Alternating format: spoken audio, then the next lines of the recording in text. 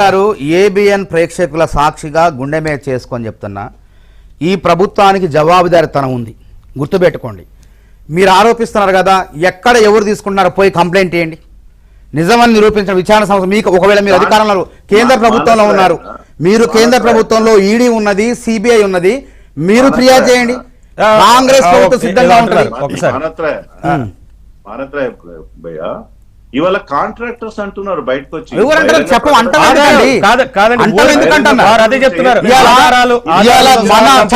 చట్టం అమలు చేయటంలో ధనిక పేద తేడా లేదు. కాంగ్రెస్ ప్రభుత్వంలో చట్టం ముందు అంతా సమానమే అనేటువంటి ప్రజలకు భరోసా కలిగిస్తున్నాం మేము. సామాన్యులకు సైతం చట్టం అందరికీ సమానమే అని పెద్ద సినిమా తారులైనా, రాజకీయ నాయకులైనా, ప్రభుత్వంలో పెద్దలైనా అవినీతి జరిగితే ఉపేక్షించమనే విధంగా పరిపాలన సాగిస్తున్నారు ముఖ్యమంత్రి రేవంత్ రెడ్డి, ఆయన మంత్రి మండలి. ముఖ్యమంత్రి గారి దృష్టికి వచ్చిందా లేదా మాకు తెలియదు. ఊరికి ఆరోపణలు చేయకూడదు. విఠల్ గారు ఆధారం ఉంటే కంప్లైంట్ చేయమని చెప్తున్నారు, దర్యాప్తు సంస్థలు ఉన్నాయని చెప్తున్నారు. ఊరికి ఆరోపణ చేయకండి. ఎవరో అన్నారంటే కాదు, ఎవరో అన్నారని ఆరోపణ చేయడం కాదు, ఆధారాలు చూపియండి, ఖచ్చితంగా చర్యలు తీసుకుంటాం. విచారణ సంస్థల మీద నమ్మకం లేకపోతే కేంద్రంలో మీరున్నారు, ఈడీ ఉన్నది, ఆర్థిక పరమైన అంటున్నారు, కమిషన్లు అంటున్నారు, మీరు 8% అంటున్నారు. ఈడీకి ఫిర్యాదు చేయండి. మేము నిస్వార్థంగా మేము రెడీగా పారదర్శకంగా సహకరిస్తాం. చెప్పండి మాట్లాడాలి. ఏ కాంట్రాక్టర్ అన్నాడు? చేయమనండి. ఇవాళ సెక్రటేరియట్ అయినా ఎటువైనా ఒక రకమైనటువంటి ఇట్లాంటి వార్తలు వినబడుతున్నాయని చెప్తున్నాను. నేను సాక్ష్యాలను నేను చూడలేదు, నేను కనలేదు, నేను కాంట్రాక్టర్ గాను, నేను బిల్లులు తీసుకోలేదు, ఇవ్వలేదు. బట్ ఎక్కడ ఎవరు నలుగురు కలిసినా సెక్రటేరియట్లు కానీ, బయట కానీ, మీడియా సర్కిల్లో కానీ, ఈవెన్ రాజకీయ పార్టీల సర్కిల్లో కానీ ఈ చర్చ జరుగుతుంది. మానవతరాయికి వారు అంతర్గతంగా వాళ్ళు ఒప్పుకుంటే ఒప్పుకొని, లేకపోతే లేదు. ఈ చర్చ జరగకుండా జరగాల్సింది ఎవరు? రాష్ట్ర ప్రభుత్వం, ముఖ్యమంత్రి గారు స్వయంగా.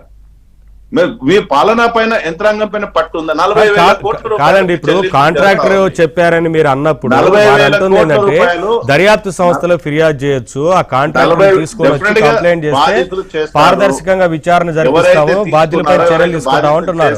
కేంద్ర ప్రభుత్వానికి కంప్లైంట్ చేస్తే డెఫినెట్ గా ఎంక్వైరీలు ఉంటాయి. రాష్ట్ర ప్రభుత్వం కంప్లైంట్ ఎంక్వైరీ జరగాలి.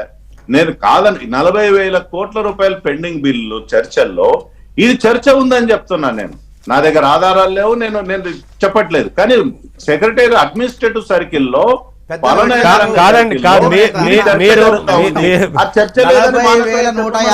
కోట్లు చెల్లించిన చర్చ లేదని చెప్పమనండి. 40,154 కోట్లు మేము చెల్లించినాం.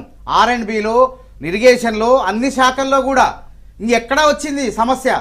ఒక సమస్య వస్తే మేమేమంటున్నాం, పారదర్శకంగా ఉన్నామని చెప్తున్నాం. ఇప్పటికి కూడా ఎటువంటి అవినీతి లేకుండా 50,140 ఉద్యోగాలను భర్తీ చేసినాం. వాళ్ళకి చేతగాలే ఉద్యోగాలు. మీరు ఉద్యోగ సంఘాల నేత, ఉద్యమ నాయకుడు, మా అందరికి పెద్ద దిక్కు. ఉద్యమంలో యూనివర్సిటీలకు వచ్చారు. మీరు ఏ నేపథ్యంలో మనం అందరం ఉన్నామో తెలుసు. మనం నియామకాల పునాదులు నింపాలి కదా మానవరాయ్ గారు. అదే జాబ్ క్యాలెండర్ వేసినాం. వర్గీకరణ రేపు ఆ రోజుల్లో రిపోర్ట్ పూర్తయింది, నివేదిక. మేమందరం 2 లక్షల ఉద్యోగాలు విఠలన్న గారు వీటిని కంప్లీట్ చేయాలి కదా. అదే 2 లక్షల ఉద్యోగాలు ఖాళీలను భర్తీ చేయడానికే జాబ్ క్యాలెండర్ వేసినాం. మధ్యలో 3 నెలలు ఎలక్షన్లు వచ్చినాయి, పార్లమెంట్ ఎలక్షన్లు వచ్చేసినాయి. ఇప్పుడు వర్గీకరణ సమస్య నివేదిక రేపు 6 రోజుల్లో అందుతుంది. అందంగాలోనే వర్గీకరణ ద్వారా సామాజిక న్యాయం చేసిన తర్వాత ఈ నోటిఫికేషన్లు జాతర చేస్తాం. మళ్ళా మీరు విమర్శించడానికి అవకాశమే లేకుండా కాంగ్రెస్ ప్రభుత్వం నిరుద్యోగులకు న్యాయం చేస్తుంది. అర్థం చేసుకోండి. విఠల్ గారు చెప్పాలి, మళ్ళీ నాకు అవకాశం ఇవ్వలేదు అనొద్దు, త్వరగా ముగించాలి. నేనేమంటున్నా అంటే, ఉద్యమ నాయకుడు, నిరుద్యోగ సంఘాన్ని నడిపి, నిరుద్యోగ చేసి నడిపి 10 సంవత్సరాల నుంచి పోరాడిన నాయకుడు. నేను వాళ్ళకి చెప్పాను, నేనేమంటున్నాను, ఇంకా 150,000 ఖాళీలు ఉన్నాయి. ఖాళీలు నేను వాస్తవం. వాటిని ఎప్పుడు నింపుతారు? ఏలో ముఖ్యమంత్రి గారు అన్నమాట నేను గుర్తు చేశాను.